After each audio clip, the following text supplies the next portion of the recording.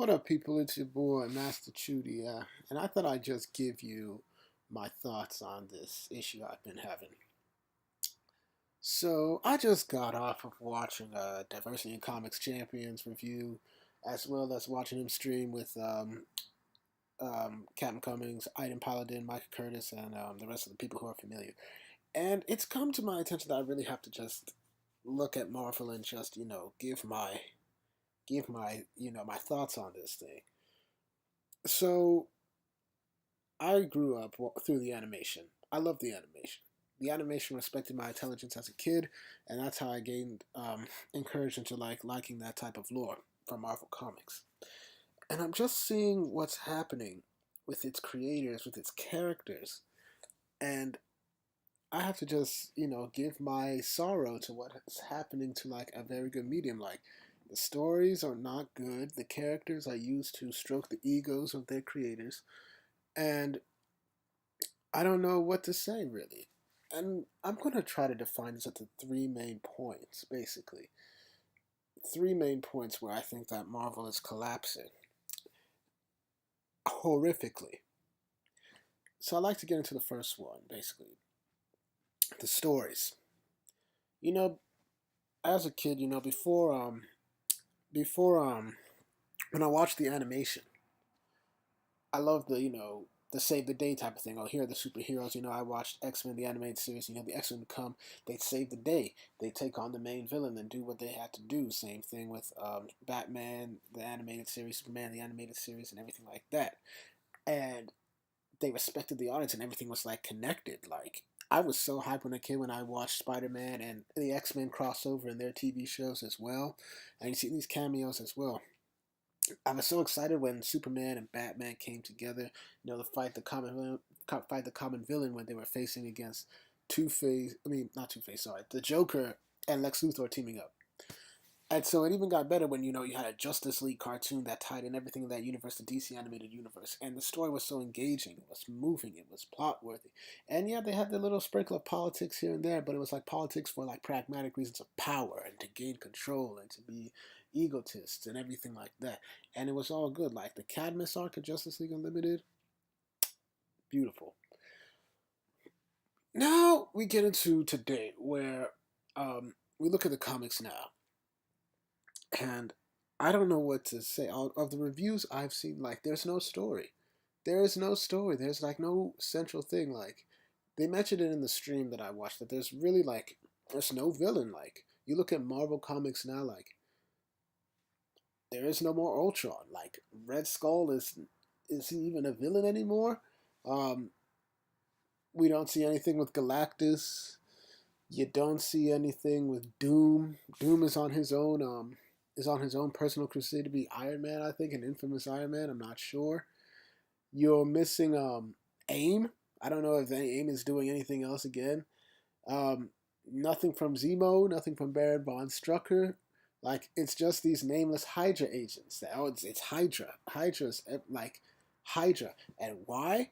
I believe that they're using Hydras. Like, not Hydra's the closest thing to a Nazi. And being super progressive. Oh, everything that's right of you is Nazi propaganda. So why not use already easy, low hanging fruit to us to start creating, the all consuming villain? And it's really sad because you got people who want to be engaged in a story. And not everybody wants to be politically bombarded all the time. I don't want to see Hydra taking over Washington D.C. and then imposing like some type of illegal immigration and how Trump is now connected. No, no, no, no. I would like to see, oh my gosh, Galactus is coming and he's teamed up with Thanos somehow, even though I know that's probably not going to be possible, but they somehow reach an accord and now they want to go and take out the Earth's mightiest heroes. And then the Earth's mightiest heroes come together and they come and they take down Thanos and Galactus. See, that's engaging.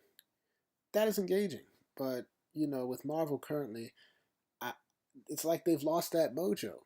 Like, I know somewhere in Marvel, like there are people who are pained to see like this is what it's come down to. And don't get me wrong, there's some good Marvel comics out there, like the Star Wars run, the ones that are focused on like these people who have already been deemed complex with the fans. Like, see, the thing is like Star Wars can't be touched by Marvel the way that it's doing its other stuff because Star Wars has the Legends material that fans know that they can always go back to if Marvel tries any of this stuff with them. Like, every time you hear people saying the Dark Horse comics, the Legends books, the video games, those are what make Star Wars good. And that's what really got me into Star Wars as well. And I've watched the prequels, and I like the prequels. Whatever, I just like them. I watched the originals. I loved the originals as well. And I watched Rogue One, and I watched The Force Awakens. It was, I mean, after reviewing The Force Awakens, I know it's not that great of a deal, and I can agree with that. But Rogue One was pretty good. But I'm digressing from the point. Like, Star Wars has some good material. The new Darth Vader comic, very nice. I just finished Darth Maul's mini comic. It was fantastic. Um, and even then, the astonishing X-Men that came out, written by Charles Soule. And even though he's a very good writer, I like his stuff. And I believe he's also writing the Darth Vader comic as well. So there's some good stories, but it's a shame that they're buried completely under a woeful lineup, a woeful lineup of characters. Now, we get into the second part of an issue that I believe is the replacement of characters, race swapping or gender swapping or whatnot. So, when I was a kid, my favorite character before I started getting introduced more into Marvel was Gambit. I loved Gambit. I thought Gambit was just cool. He had his cards, he was suave, he had his bow staff, he was confident, and I was like, man, and I always used to imagine as a kid, like, man, I wish I could, I would always have cards, and I'd be like, throw them like Gambit. One day hoping that, stuff would, charge up and everything like that.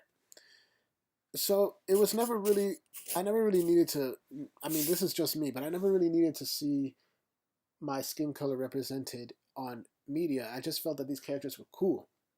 I will say that when I was a kid, when I saw Black Green Lantern, I was like, "Oh man, that's so cool!" Even though Kyle Rayner was the first Green Lantern I saw in animation, and they did a good job with Jon Stewart, and I like it. But then we fast forward to today. So when they decided to replace Thor with Jane Foster, I cocked an eyebrow. It didn't make any sense to me. The same thing when they made someone else replace Iron Man, Riri Williams, cocked an eyebrow. It made no sense to me at all. Now other stuff that I found out later through other channels who are better suited than me to talk about this. You see a female Hawkeye who's now Hawkeye. You see Captain Marvel, and that one is a little bit different. I don't fault Carol Danvers for taking on the Captain Marvel name because she was close to Marvel, the original one. But even then, in the Earth's Mightiest Heroes, she's called herself Miss Marvel, and the name Marvel she took because of Marvel. But I don't know, and it's like I don't understand, like, why reboot something that wasn't broken. And they are trying to do this also with like the movies. Like, I I'm not saying that it's not okay to like race swap characters. It's just like for those that don't really make any sense. Like, when they race swapped Liz Allen in the Spectacular Spider-Man, it was okay because she, even though she's like a major character in Spider-Man, it was like When they did it with Miles Morales, they killed off Peter Parker. But then they had Falcon take over Captain America, and you see, he's been it before, but I've always liked Falcon as Falcon because it's his mantle. That's him. That's his mantle, and he's earned that.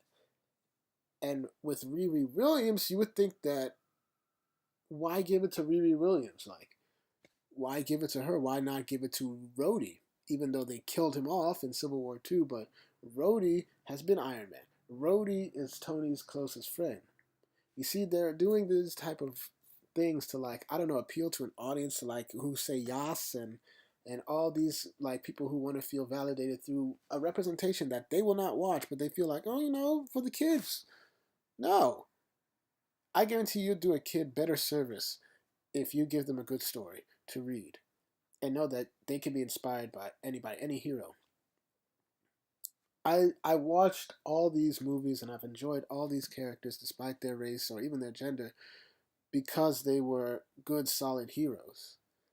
I always liked in Justice League, like Hawkgirl's story before Justice League Unlimited was one of the most compassionate stories of a conflicted soul who was torn between her world, Thanagar, and being a person of Earth. And I can relate to that at times, me being Nigerian and also American when I had to leave Nigeria leave for Nigeria from America, and I had so many good friends here. But as I learned and what my dad said, I'm like a person of both worlds, a citizen of both countries, and that's what Hawkgirl's story really taught me quite a lot. And you get these, and then in addition to the race swapping, you get these new characters: America Chavez, Nadia, Kamala Khan, Amadeus Cho. And the sad thing about Amadeus Cho is that I don't. It makes no sense for him to be the Hulk of all people. What happened to I can't seem to remember Hulk's partner that used to be, who is also known as A Bomb, but I forgot his name. But what happened to him? Why didn't you make him the Hulk or the new Hulk, even though his powers are different?